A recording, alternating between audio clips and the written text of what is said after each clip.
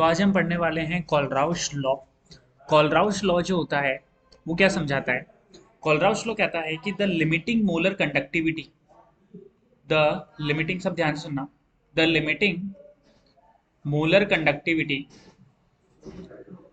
The limiting molar conductivity, the limiting molar conductivity of an electrolyte, of an electrolyte is the sum of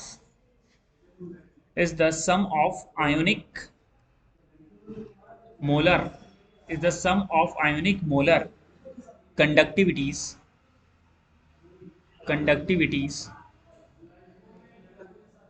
of ions and ions, और उन ions को अपन को multiply करना है, multiply with their respective their respective respective stoichiometric coefficient. Clear है? तो ये हमारे पास कोलराउश लॉ की डेफिनेशन होती है कि द लिमिटिंग मोलर कंडक्टिविटी होती है किसी भी इलेक्ट्रोलाइट की, वो सम यानी addition of ionic molar conductivities होती हैं किसके, उसके कैटायंस और एनायंस के बराबर होती है। और उन कैटायंस और एनायन के साथ अपन को उनका जो स्टोइकोमेट्रिक कोफिशिएंट होता है वो भी मल्टीप्लाई करना पड़ता है। फॉर एग्जांपल अपन लिखना चाहें जैसे limiting molar conductivity of NaCl, तो how we separate this NaCl, हम लिखेंगे लैम्डा नॉट, स्मॉल लैम्डा आता है इसमें, और इलेक्ट्रोलाइट पूरा लिखते समय, सॉल्ट लिखते समय कैपिटल लैम्डा आता है। तो lambda naught m of NaCl is equals to lambda naught m of Na plus ion plus lambda naught m of Cl minus ion. ठीक है, और इसी तरीके से अगर अपन लिखें lambda naught m of MgCl2, तो उसको अपन लिखेंगे lambda naught m of Mg2 plus और 2 into lambda naught m of Cl minus, क्योंकि MgCl2 जब डिसोशिएट होता है तो होता है Mg प्लस 2 में और 2 Cl माइनस के अंदर। So here we see that Cl contain a stoichiometric coefficient. तो यहां पर हम देखते हैं कि जो लिमिटिंग मोलर कंडक्टिविटी है किसी भी एक इलेक्ट्रोलाइट की, वो होती है सम ऑफ देयर आयोनिक की जो मोलर कंडक्टिविटीज हैं उनके बराबर होती है with multiplying their respectively stoichiometric coefficients. तो अब हम बात करते हैं नेक्स्ट, हमारा जो है ये नोट कर लो आप, फिर अपन नेक्स्ट इसके क्वेश्चंस की बात करेंगे। जैसे और भी मैं लिखना सिखाऊं तुम्हें इस तरीके से, हमारे पास नेक्स्ट जो आती है, जैसे मैंने एग्जांपल ले लिया कि lambda naught m Al2SO4 whole thrice aluminium sulphate का। ठीक है, तो मैं इसको किस तरीके से लिखूंगा, इसकी मोलर कंडक्टिविटी को मैं लिखूंगा लैम्डा नॉट m ऑफ, क्योंकि Al2SO4 किस में टूटेगा, 2Al प्लस 3 आयंस में प्लस 3SO4 2 माइनस आयंस में। तो इसका मैं लिखूंगा आगे कोफिशिएंट मल्टीप्लाई होगा 2 into lambda naught m of Al plus 3 ion plus 3 into lambda naught m of SO4 2 minus ions में। क्लियर है बात? तो इस तरीके से अपन लिख सकते हैं। जैसे कैल्शियम फॉस्फेट का मुझे लिखना है तो lambda naught m of Ca3PO4 whole twice.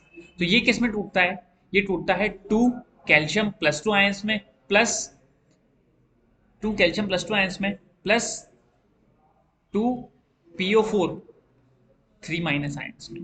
Clear है? इस तरीके से ये डिसोशिएट होता है हमारे पास। ठीक है, इधर है Ca2PO4 whole thrice, 3 calcium plus 2 ion और हमारे पास आ जाता है क्या 3PO4 3 माइनस आयन में ये डिसोशिएट होता है। तो इस तरीके से इसका डिसोसिएशन हमारे पास आता है इस तरीके से कैल्शियम फॉस्फेट का। एक मिनट, इसको कैल्शियम फॉस्फेट को अपन फिर से लिखते हैं। इसमें हमारे पास ये रेजर है,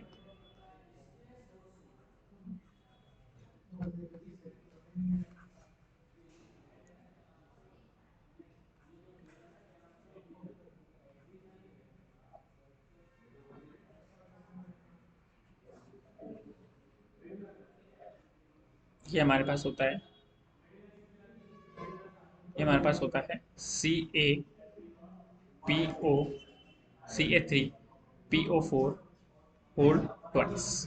क्लियर है? तो ये हमारे पास किसके अंदर टूटेगा, lambda naught m of calcium phosphate का हम तोड़ेंगे किसमें, हम लिखेंगे 3 कैल्शियम प्लस 2 आयन ठीक है, और किसमें टूटेगा ये +2PO4 3 माइनस आयन में। तो इसका लैम्डा नॉट क्या हो जाएगा 3 into lambda naught m of calcium +2 ion +2 into lambda naught 2 into lambda naught of PO4 3 minus ions. ठीक है, तो ये आप नोट करो, फिर अपन इसके क्वेश्चंस करते हैं आगे। तो ये हमारे पास था कोल्डाउस लॉ। और यदि अपन मैं इक्विवेलेंट कंडक्टिविटी लिखना चाहूँ, मैं क्या लिखना चाहूँ, इनमें से किसी की भी इक्विवेलेंट कंडक्टिविटी लिखना चाहूँ तो वो मेरे पास हो जाएगी लैम्डा नॉट इक्विवेलेंट। अगर मैं लिखना चाहूँ इक्विवेलेंट कंडक्टिविटी, तो जैसे किसी भी की, जैसे मैंने Al2SO4 होल थ्राइस की मान ली, किसकी मान ली, Al2SO4 होल थ्राइस की मान ली। तो इक्विवेलेंट कंडक्टिविटी लिखते समय एक चीज ध्यान रखनी होती है कि here we not write the stoichiometric coefficient. हम यहाँ पर स्टोइकियोमेट्रिक कोफिशिएंट को काउंट में नहीं लेते हैं, हम यहाँ पर सीधा लिखते हैं क्या, कि lambda naught equivalent of Al+3 ion plus lambda naught equivalent of SO4 2 minus ions. तो ये हमारे पास इक्विवेलेंट कंडक्टिविटी लिखते समय ये होना चाहिए कि हमारे पास here we see, here we not write, here we not include the stoichiometric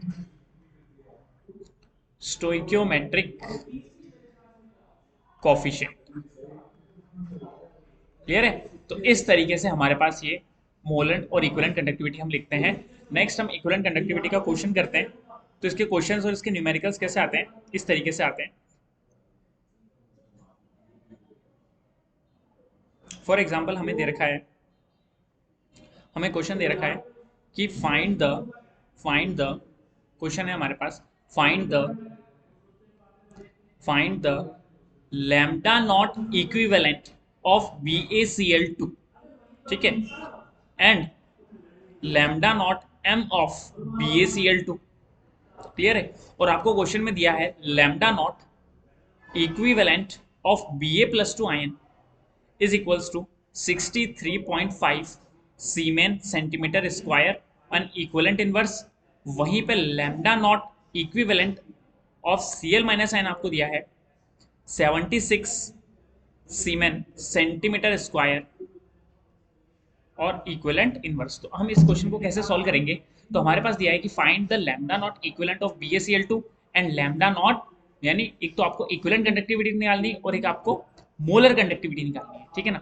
तो हम इसको कैसे कैलकुलेट करेंगे, हमारे पास लैम्डा नॉट इक्विवेलेंट Bs+2 का दिया है, इक्विवेलेंट Cl माइनस का दिया है। क्या इससे लैम्डा नॉट इक्विवेलेंट आ सकता है BaCl2 का, तो lambda naught equivalent of BaCl2 अगर अपन निकालना चाहें तो वो क्या होगी हमारे पास, lambda naught of Ba+2 ion plus lambda naught of Cl minus ion. और हम यहाँ पर देखते हैं कि इक्विवेलेंट कंडक्टिविटी निकालते समय कभी भी स्टोइकियोमेट्रिक कोएफिशिएंट काउंट में नहीं आते हैं, तो यहाँ पे स्टोइकियोमेट्रिक कोएफिशिएंट नहीं आएगा। इसका आंसर क्या हो जाएगा, दैट इज 63.5 प्लस 76। तो हम अगर इसको ऐड करेंगे तो हमारे पास जो आंसर आएगा दैट इज 63.5 और 76.0 अगर अपन ऐड करें तो 5 69 12 139.5 सीमेन सेंटीमीटर स्क्वायर और इक्विवेलेंट इनवर्स। और वहीं हमें इसकी मोलर कंडक्टिविटी भी निकालनी है।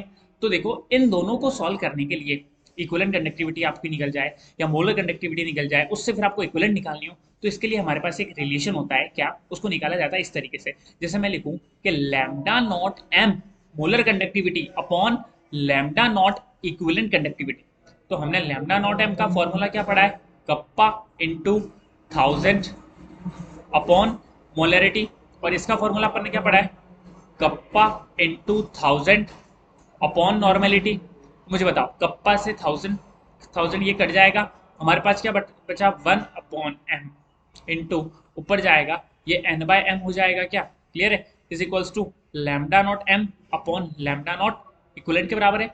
अब देखो ये हमारे पास n/1 बच गया यहाँ पे, ठीक है, m नहीं 1, ठीक है, n/1 क्योंकि ये 1 कटा है यहाँ पे इस तरीके से, और यहाँ पे अपॉन में क्या आपके पास n है, ये आपके पास 1 है और ये आपके पास n है, तो ऊपर जाएगा n/m।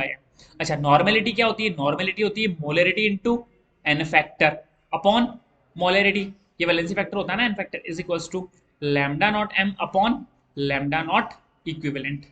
तो यहाँ पे मोलरिटी से मोलरिटी कट हो गया, हियर वी सी दैट कि लैम्डा नॉट m और लैम्डा नॉट इक्विवेलेंट का जो रिलेशन होता है वो बराबर होता है n फैक्टर के। किसके बराबर होता है? n फैक्टर के।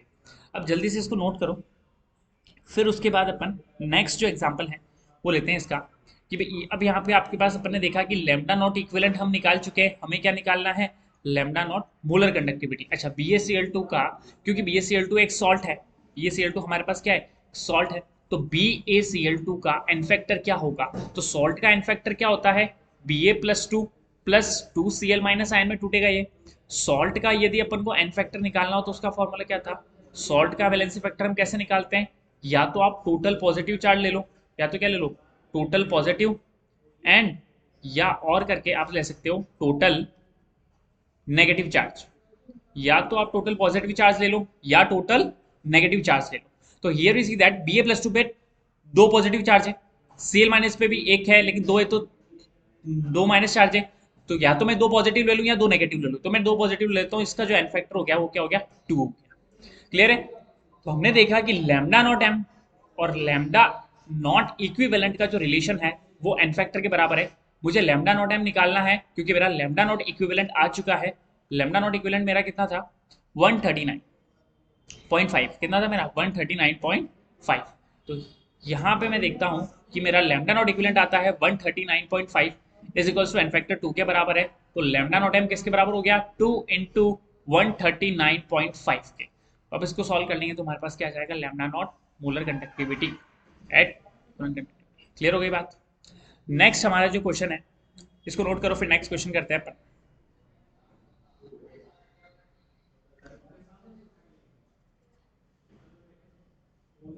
ठीक है, हो गया? हो गया नोट? चलो नेक्स्ट क्वेश्चन अपन करते हैं।